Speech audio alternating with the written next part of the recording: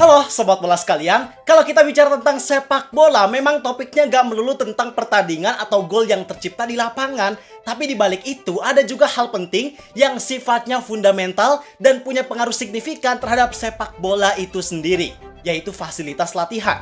Fasilitas latihan tentu ada banyak macamnya, khususnya beberapa elemen yang paling penting adalah lapangan latihan, alat gym, dan fasilitas kesehatan. Kenapa 3 hal itu penting? Karena 3 hal itu jadi penunjang utama dari performa seorang pemain ketika bermain dalam sebuah pertandingan.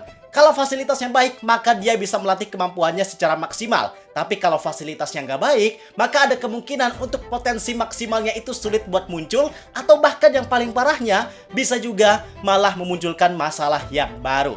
Nah, masalahnya, gak semua klub Indonesia punya semua fasilitas tersebut secara pribadi dan dalam kualitas yang baik. Termasuk salah satunya adalah Persib Bandung.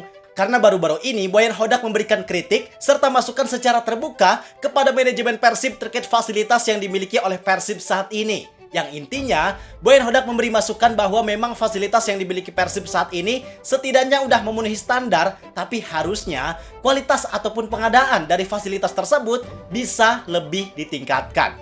Nah, dari sini bisa kita lihat dengan Boyan Hodak yang sampai memberikan komentar demikian, artinya urgensi dari masalah ini jelas sangat penting. Maka di sini gua pengen ngajak kalian untuk memahami lebih dalam tentang seberapa penting fasilitas tersebut untuk sebuah klub sepak bola. Apa dampak yang terjadi jika sebuah klub bisa melengkapi fasilitasnya dengan maksimal? Disclaimer, kita bahas ini bukan untuk memberikan komentar negatif, tapi justru dengan adanya video ini, harapannya bisa menjadi kritik yang efektif supaya semua klub Indonesia, khususnya Persib Bandung, bisa meningkatkan fasilitasnya dengan lebih baik. Kalau gitu, bareng gua Zidan Fatoni, langsung aja kita bahas biar gak gitu-gitu doang. Tahu sepak bola.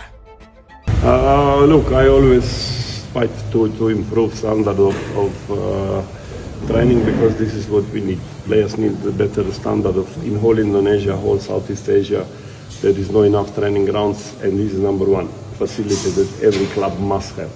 In Europe, 7 division they have training ground. Yeah, maybe not the best, but they have, because you cannot use stadium to train because then you destroy the stadium.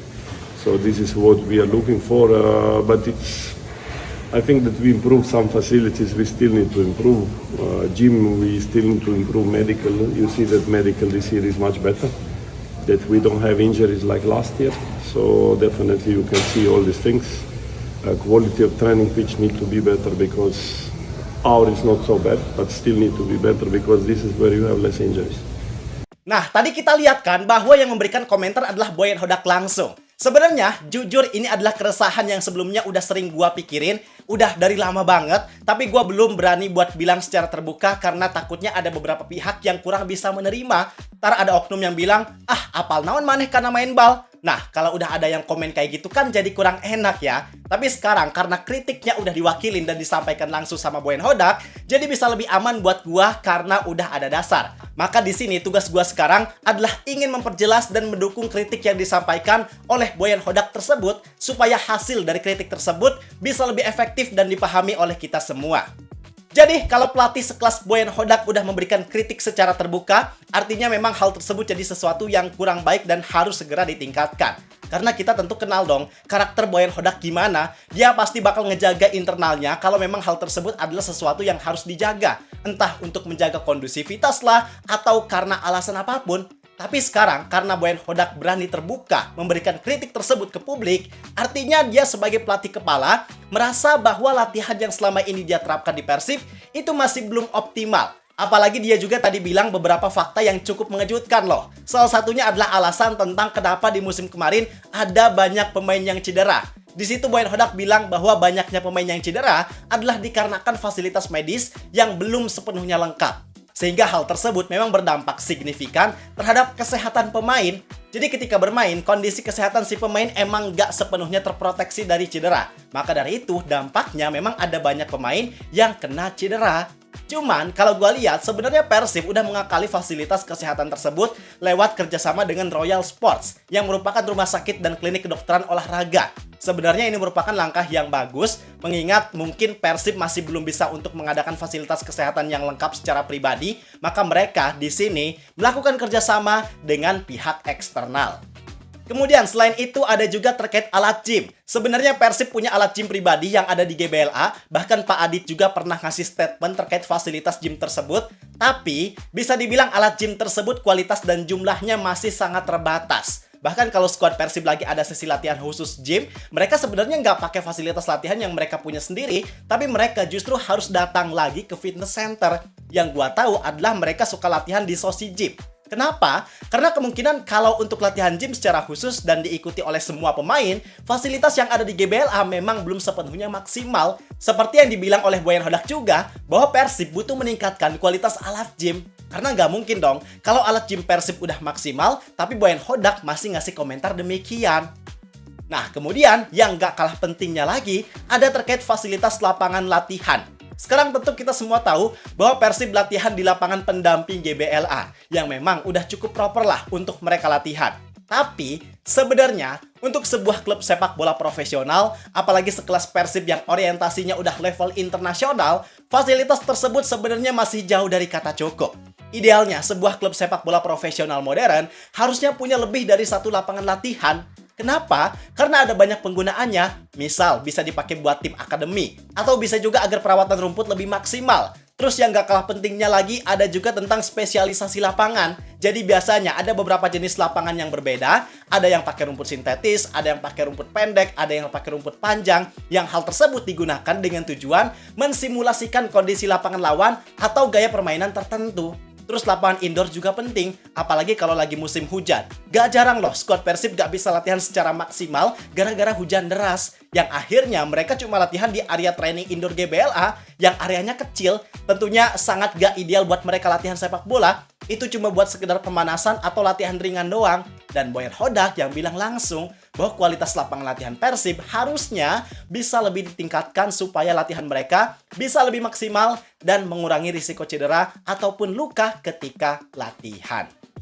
Jadi memang pada dasarnya ketiga elemen tersebut merupakan hal yang sangat penting untuk ditingkatkan. Kenapa penting? Karena dalam dunia olahraga, khususnya sepak bola, fasilitas itu bisa dibilang sebagai performance multiplier. Artinya fasilitas yang secara signifikan bisa mempengaruhi bahkan meningkatkan kemampuan atlet.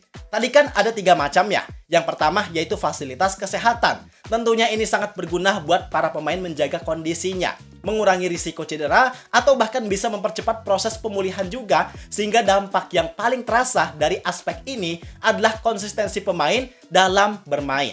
Kemudian tentang alat gym, tentunya ini juga sangat berguna untuk para pemain memperkuat fisiknya, bisa juga mengurangi risiko cedera karena fisiknya jadi lebih kuat, atau bahkan memperkuat stamina. Apalagi sepak bola modern sekarang kan cenderung bermain dengan high intensity, mulai dari skema pressing ketat, skema counter attack cepat, bahkan ketika bertahan juga semua pemain dituntut untuk terus bergerak. Winger Persib kayak William Barros, Berginho, itu dituntut harus bisa menyerang dan bertahan sama baiknya. Yang skema-skema tersebut tentunya sangat mengandalkan kekuatan fisik. Kalau fisiknya kuat, mau skema apapun juga pasti enak. Tapi kalau fisiknya lemah, jangankan buat menang, buat bisa stabil aja pasti bakal kesulitan. Kemudian yang ketiga yaitu tentang lapangan latihan. Tentunya ini bakal sangat berdampak terhadap performa pemain di lapangan, mulai dari kualitas skill individu pemain tersebut hingga tentang seberapa bagusnya taktik yang dijalankan oleh para pemain. Karena baik itu skill maupun taktik itu banyak dilatih di lapangan latihan. Kalau lapangan latihannya baik, maka skill maupun taktik bisa diasah dengan lebih baik. Tapi pada kenyataannya di luaran sana gue masih dengar komentar yang kayak gini. Ah bang, kayaknya nggak penting-penting banget deh. Orang Bali United juga punya fasilitas training ground yang selengkap itu dan seberkualitas itu, tapi mereka sekarang performanya malah nggak bagus. Nah ini yang harus diluruskan. Karena pada akhirnya yang menentukan performa pemain di lapangan memang bukan cuma fasilitas, tapi ada banyak elemen penting lainnya yang memang harus sinkron juga dengan kualitas fasilitas tersebut. Contoh, Bali United sekarang. Mereka punya fasilitas yang luar biasa, pelatihnya ex-Eredivisie, pemainnya pun banyak yang punya pengalaman tinggi di Eropa, tapi kendala yang mereka alami sekarang adalah eksekusinya.